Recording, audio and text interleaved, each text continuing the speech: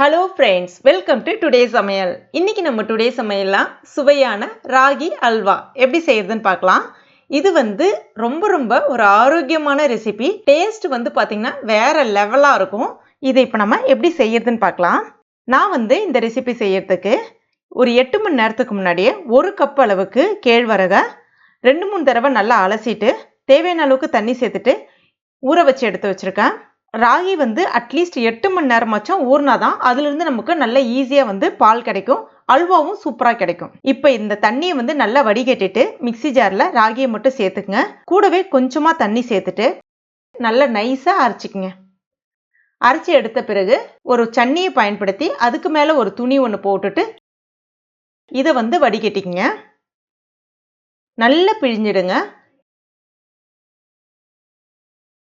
இப்போ அந்த சக்கையை மறுபடியும் மிக்சி ஜாரில் சேர்த்துட்டு மறுபடியும் கொஞ்சமாக தண்ணி சேர்த்துட்டு நல்லா நைஸாக அரைச்சி எடுத்துக்கங்க. இப்போ மறுபடியும் இதை நம்ம வடிகட்டிக்க வேண்டியதான். இப்போ இன்னொரு பாத்திரத்தில் 2 கப் அளவுக்கு தண்ணி சேர்த்துக்குங்க. நம்ம அந்த வச்சிருந்தோம்ல அந்த சக்கை, அதை அப்படியே நல்லா டைட்டாக வச்ச மாதிரி வச்சுட்டு அந்த தண்ணியிலே விட்டு நம்ம அலசணும்னா உங்களுக்கு ரொம்ப ஈஸியாக அந்த பால் திக்கான பால் கிடைக்கும்.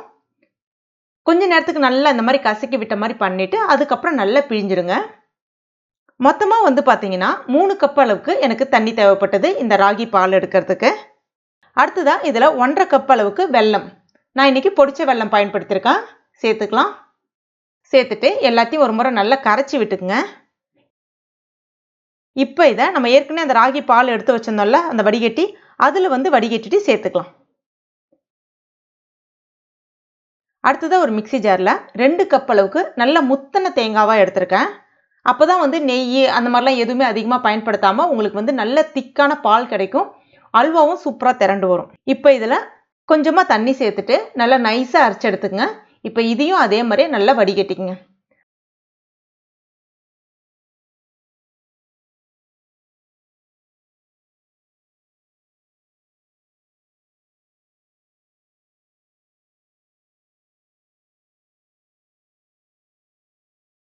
மறுபடியும் அந்த தேங்காவை மிக்சி ஜாரில் சேர்த்துட்டு மறுபடியும் கொஞ்சம் தண்ணி சேர்த்துட்டு மறுபடியும் நல்லா அரைச்சிட்டு இந்த மாதிரி வடிகட்டிங்க. மொத்தமாக தேங்காய் பால் அரைக்கிறதுக்கு எனக்கு 2 கப் தண்ணி தேவைப்பட்டது. அதாவது இந்த ரெசிபி செய்யறதுக்கு மொத்தமாகவே 5 கப் தண்ணி நான் இன்னைக்கு பயன்படுத்தியிருக்கேன். 1 கப் ராகி மாவுக்கு 1.5 கப் வெல்லம், 5 கப் தண்ணி.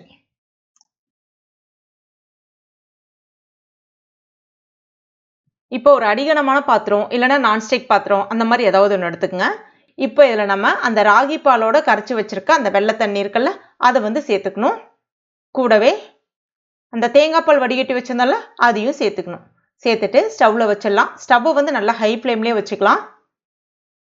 இது ரெடி ஆகிறதுக்கு டோட்டலாக 30 நிமிஷம் போல் எடுத்துக்கும். ஃபஸ்ட்டு 20 நிமிஷத்துக்கு கைவிடாமல் கலந்து விட்டுக்கிட்டே இருந்தீங்கன்னா உங்களுக்கு இந்த பதத்துக்கு மாறி வர ஆரம்பிக்கும். இப்போ இதில் 1 டீஸ்பூன் ஏலக்காய் பொடி, 1 டேபிள் ஸ்பூன் நெய் சேர்த்துக்குங்க. சேர்த்துட்டு ஒரு முறை நல்லா கலந்து விட்டுக்குங்க. அதுக்கடுத்து ஒரு 25 நிமிஷம் கழிச்சு மறுபடியும் கொஞ்சமாக நெய் சேர்த்துக்குங்க. சராசரி ஒரு 2 டேபிள் ஸ்பூன் அளவுக்கு நெய் தேவைப்படும்.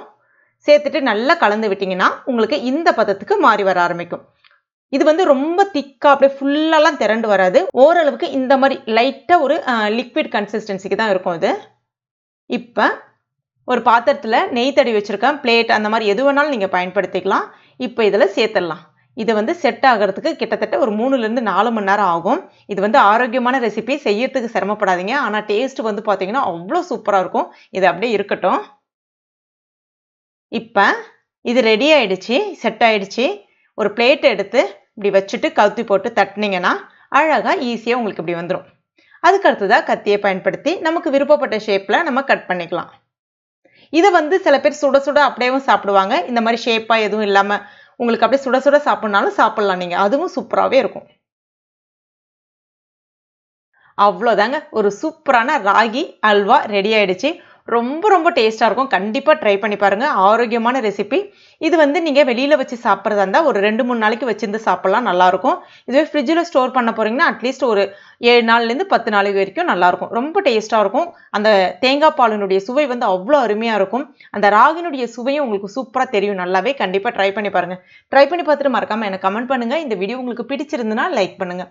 உங்கள் நண்பர்கள் மற்றும் ஃபேமிலி மெம்பர்ஸ் கூட மறக்காமல் ஷேர் பண்ணுங்க. மேலும் இது போன்ற டேஸ்டி ரெசிபிகளுக்கு நம்ம டுடே சமையல் இது வரைக்கும் நீங்கள் சப்ஸ்கிரைப் பண்ணலைன்னா உடனே சப்ஸ்கிரைப் பண்ணிங்க. கூடவே மறக்காமல் அந்த பெல் நோட்டிஃபிகேஷன் சிம்பிளையும் ப்ரெஸ் பண்ணிங்க. தேங்க்யூ.